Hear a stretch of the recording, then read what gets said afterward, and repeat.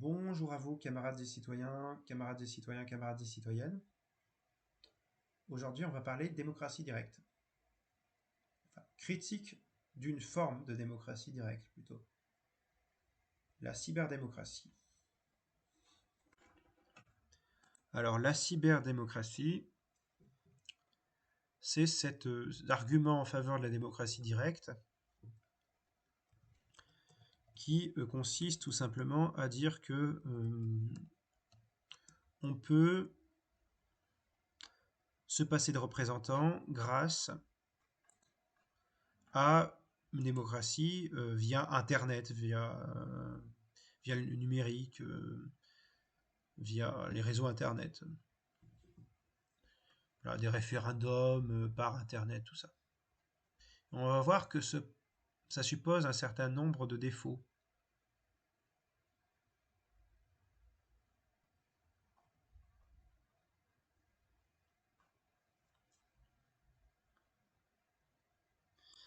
Donc, l'un des défauts en question, c'est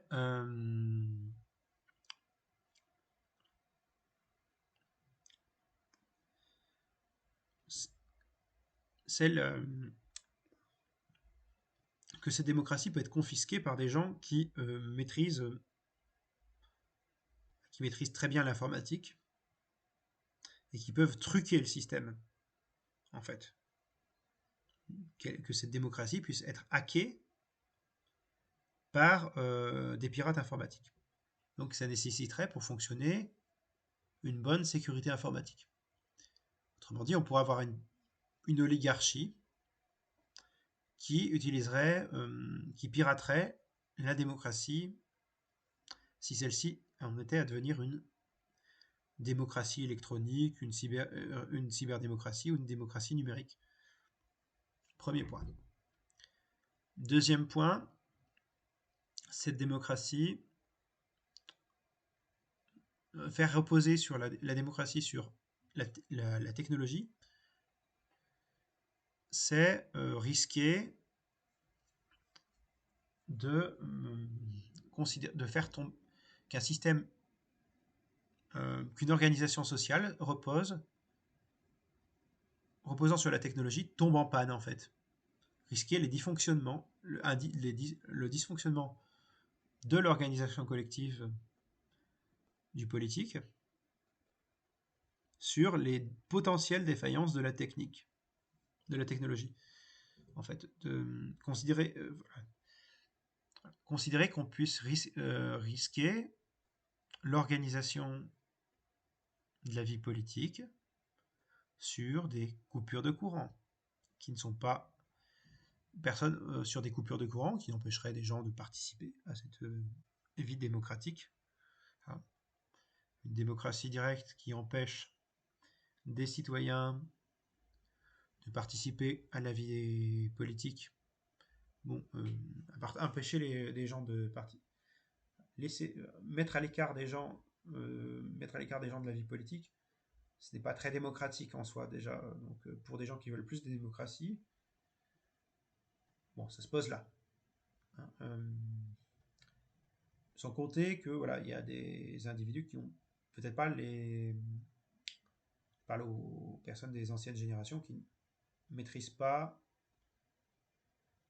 forcément l'outil informatique. Un jour, il y a une panne de réseau ou une panne de courant. Panne de courant dans un endroit, vous amputez cette démocratie d'une partie de ses membres. Bravo pour la citoyenneté. Un jour où il y a une panne de réseau, vous désorganisez complètement la société, la vie démocratique de la société. Donc, ça mène à un résultat antidémocratique. Bon, quand vous enlevez la vie démocratique, vous pouvez très bien, la nature ayant horreur du vide quelque part, avoir, que ce soit au niveau local, puis à long terme au niveau national, avoir une oligarchie qui prend la place de la dite démocratie. Autre argument, les débats. débattre numériquement à plusieurs millions de personnes, la clarté des débats en prend un coup. Hein, le plus grand problème de la démocratie directe demeure. Hein, c'est-à-dire que au-delà de plus de 10 personnes, il y a la nécessité d'encadrer un débat, d'encadrer la prise de décision,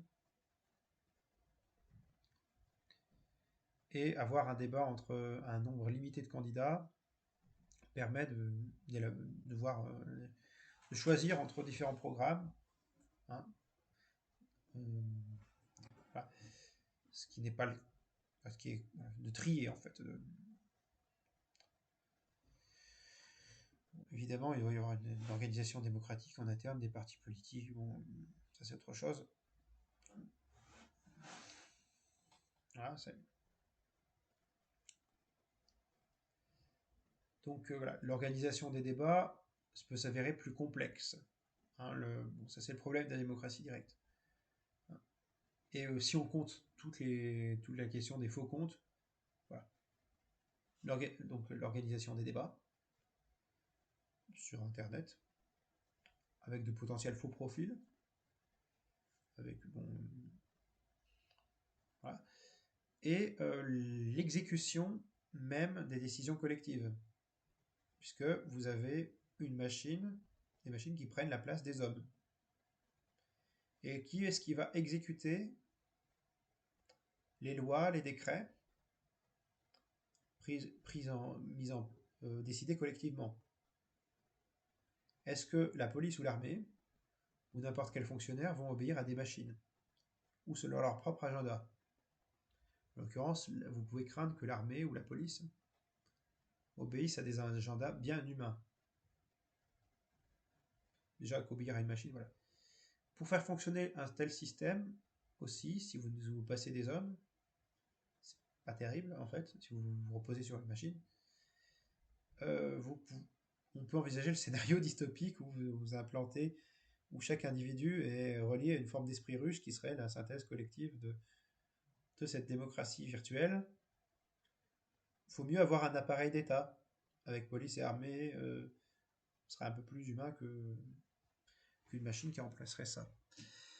Euh, donc pour rendre effectif ça, il faudrait un truc qui fasse esprit juste comme des fourmis en fait. C'est vraiment les représentants de l'anarchie ou de la démocratie directe qui nous parlent d'autogestion, d'organisation spontanée, ont l'air de vouloir un système qui ressemble à une fourmilière.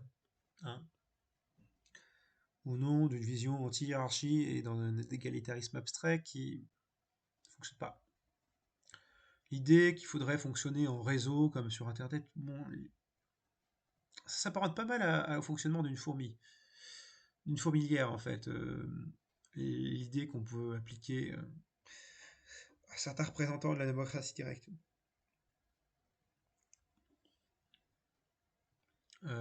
Dont ceux qui parlent de la cyberdémocratie. Ouais. Donc, alors, la cyberdémocratie, est-ce que c'est une idée intéressante? C'est une idée critiquable. Je viens de la critiquer sur plusieurs points. Tout n'est pas acheté. Internet est un formidable moyen d'expression permettant de discuter avec des gens qui sont à l'autre bout du pays. Ça permet d'avoir des débats des débats qu'on ne pourrait pas avoir au niveau local sans ce même outil. Ça ne remplace pas en fait le fait de sortir de chez soi et de parler à son voisin de politique. Hein, ça ne remplace pas aussi l'État et l'appareil d'État. Euh, c'est pas à même en soi de remplacer un État dans la capacité à exécuter des décisions collectives. Un État ou n'importe quel type d'organisation humaine. Euh, voilà. Ensuite, moi, je suis pas entièrement contre le système de démocratie directe. En fait, je suis pas comment dire, je suis critique du système de démocratie représentatif et du système de démocratie directe. Le système de démocratie directe est bordélique. Le système de démocratie représentative a le défaut de ne pas représenter grand monde.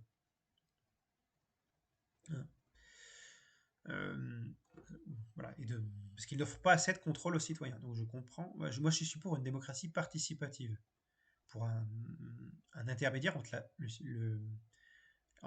le système de démocratie directe et le système de démocratie représentative.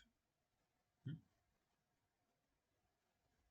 différence que j'ai avec la démocratie directe, c'est que je veux des représentants et je veux un État unitaire, ce qui nécessite une certaine centralisation qui, elle, est législative, juridique, comme vous voulez, exécutive si vous voulez, puisqu'il faut mettre en exécution des lois, enfin, bref, qui a un certain centralisme, mais en bon jacobin, je parle de la façon d'envisager le rapport à l'organisation de l'État, à la question nationale aussi, à la question de l'État et de la nation. Je suis pas contre, il faut pas une hyper centralisation. Hein. Je considère qu'il y a des compétences qui sont à donner aux départements et aux communes. Pour ce qui est des lois, il faut un échelon central. J'ajoute que je défends un modèle républicain unitaire à la française. Pas le modèle fédéral qu'on va trouver aux États-Unis ou en Allemagne, qui signifie que la loi n'est pas la même pour tous partout. Évidemment, je suis du coup contre l'existence du concordat en Alsace, hein, qui est anti-laïque, qui n'est pas laïque du tout, la survivance d'un système concordataire, hein, et qui n'est pas en accord avec le principe de la République une et indivisible. Hein. Pas d'accord avec le principe d'égalité devant la loi. Les principes d'égalité devant la loi se trouvent à la fois dans le principe, je le défends, autant, on va dire, je suis pour l'égalité devant la loi, donc du coup je suis à fond dans la défense de la laïcité et de la République une et indivisible. Quand vous avez un système de droits différenciés dans le pays, vous avez des inégalités juridiques, nécessairement des inégalités juridiques. Bon, pour ce qui est, je reviens à un autre argument sur la critique de la cyberdémocratie. Dans le cadre de capitalisme, dans le cadre de la mondialisation capitaliste, c'est extrêmement dangereux. Bon, déjà, j'insisterai sur le fait qu'il faut un État pour faire fonctionner Internet. Il y a des infrastructures énergétiques et en termes d'énergie de télécommunications qui sont à maintenir. Donc, il faut une administration publique, à moins que vous vouliez une administration privée pour gérer ça, ou qu'en l'absence d'État, il y ait un truc qui soit de l'ordre du privé, une forme d'État corporatocratique, ouais, de trust qui remplace l'État, bon, ce qui n'est pas souhaitable. Hein. Et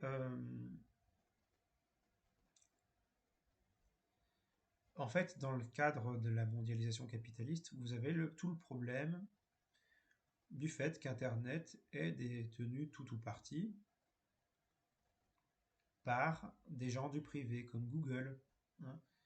Je ne dis pas qu'Internet... Voilà. Faut pas nier l'influence des GAFAM, il ne faut pas nier l'influence de Google, de Facebook, de Twitter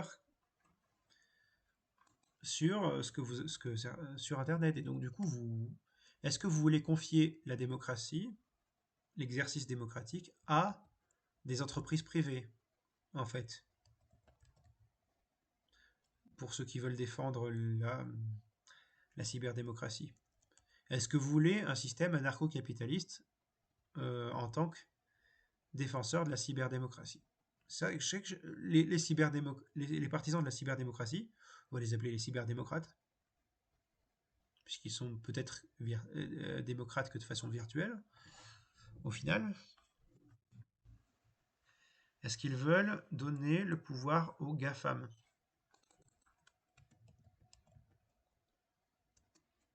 Est-ce qu'ils veulent donner le pouvoir au marché numérique? Est-ce qu'ils veulent donner le pouvoir à Apple, à Google, à Facebook, à Amazon, à Microsoft? Est-ce que c'est à ces gens-là qu'ils veulent donner le pouvoir politique? Ça revient toujours à ce problème-là de vous voulez, en affaiblissant l'État, vous ne faites que jouer le jeu du marché.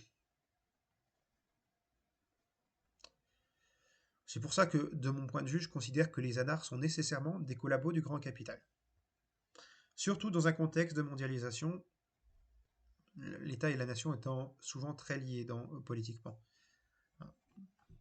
Ça dépend jusqu'où, il ne faut pas non plus pousser le bouchon trop loin, mais sur la question des rapports État-nation, mais